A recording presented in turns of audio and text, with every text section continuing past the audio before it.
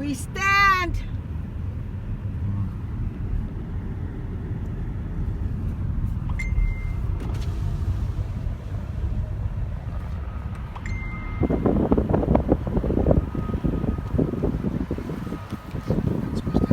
Are they? They have not Dakota Access anyway.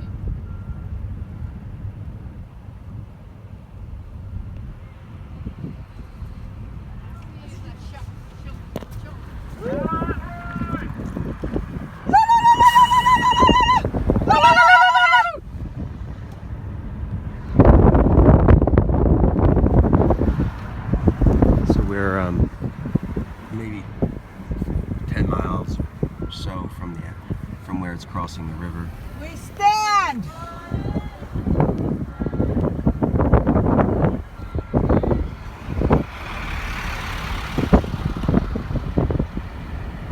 And another,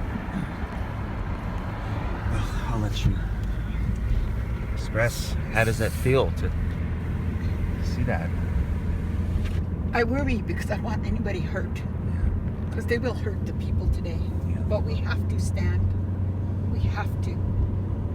And so it makes me feel good that they're here. I went through yesterday and I thought, oh, look at them. Look what they're doing to my land. And I feel good that they're here. Each one of these are warriors. Each one of them are standing. I give thanks. I give thanks for them. Yeah. I'm sorry. I worry so much for my people. I worry so much that they're going to be hurt. And I honor each one of them because they know that. And they're still standing. Yeah. So I'm sorry. Yeah, it's a difficult thing. I drove by there the other day and I stopped and I walked around and I was fine, and then suddenly, boom, it hit me, and I felt the ancestors, I felt the disturbance of the remains and the potential disturbance of other ones, and these are, people can become a little, they can say, oh, well, it's just graves. Literally, people can say that, but they may not quite understand. When you have, if you look at cemeteries, or Arlington Cemetery, the example you gave the other day, LaDonna, you said, what if Native America decided to come through Arlington National Cemetery to put a pipeline through it and through the water source of the people who live and care for them, for those ancestors? That's a difficult thing to even conceive of. But put your heart here, and where it's actually happening, and where everyone here knows that there's thousands and thousands of years, hundreds of thousands of years worth of ancestry, and these remains are intact, like they're physical structures of great beings who've been here for so long, and the thought of the loss of that and the loss of some of those connections is just unconscionable. It's one of the many things that really triggers the people. Today is Veterans Day, to honor the veterans. Today, the United States is supposed to be honoring these people. So, as I do every Veterans Day, when I get up, I start posting my relatives.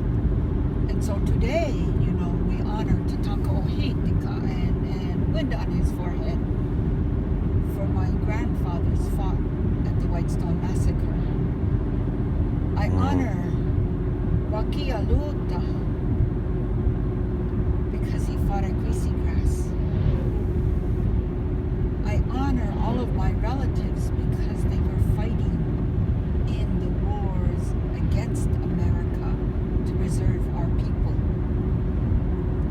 And it seems so unconscionable that these people are still here and we still have to fight to protect our people to have a right to live in the middle of America. When my grandfather was a Lakota Kotaker, in World War I when we were not even U.S. citizens, and he fought. And it was them who saved this war because they could not break our language. And my Uncle Johnny, who was in World War II, my father, who was in a Korean War conflict, my husband, and my brother in Vietnam. I think about all the things that our people have done to sacrifice for the United States. And right now, they are coming to attack us. Right now, they are attacking our people because we are standing up against injustice. I don't understand. I don't understand. So at the Osheti Shakoan camp, right now it is our veterans who are standing up to protect the camp. It is our veterans who are standing up to protect the people. And they attack them. The people who stood up for America. I have a hard time with that concept. Very understandable. So I'm looking around the world, and right now we are Martin County, the state of North Dakota, the National Guard are protecting an oil company. I don't understand where the United States changed from the people to a corporation. A corporation who is destroying the world with dirty fuel. I have a hard time with that. It's a whole industry. And it's hard to sort out in so many levels because it's also, again, some people's friends and family members have worked for that industry. So it's, on the one hand, we want to say thank you to the industry. On the other hand, we want to say, I think we've had enough. You know, I think we understand that this is too powerful for humans at this point. We're not mature enough for this amount of power. Well, even at that, you know, I understand we got to provide for families and take care of people and provide income so that they can live. But green energy could also provide those jobs, those abilities to care for your families, but also allow your children to live in a clean, healthy environment, to drink clean water. So I am really unsure of this whole concept of why we have to have dirty fuel. And I think many people are. Because the incomes that green energy can provide, to me, just basically can save the world.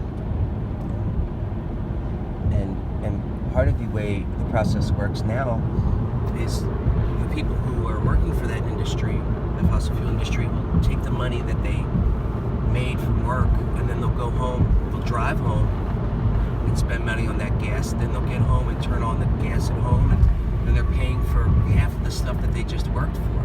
And that's where we can find where the equation is not working. And we can see the flaw in that part of the system, because when we can go home and have wind energy and solar energy, then that affords us the time to do more important things in life, and to you know, industries can come and go, and we need to let this one go.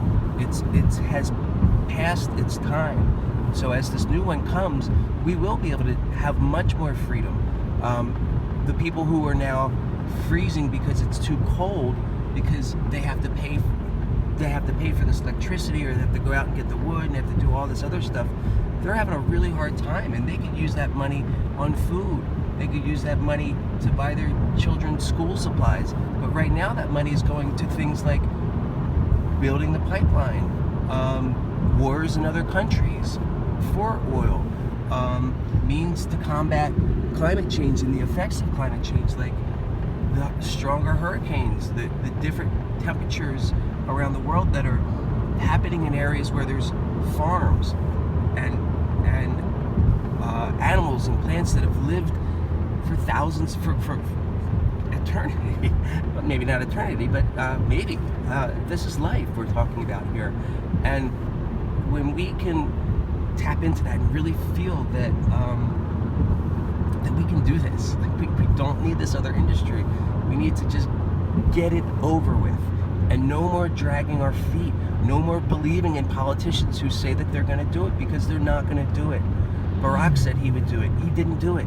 He had this time on this pipeline, and that is months and months while people were pointing guns at innocent, amazing people. So, yeah, it's a really tough thing, especially when you see this beautiful land and they're cutting through this here too. I mean, that's the least of the issues caused, but it's a major one. So for me, I think that it is time. We don't have a choice anymore. We have to change this mind thought where we can live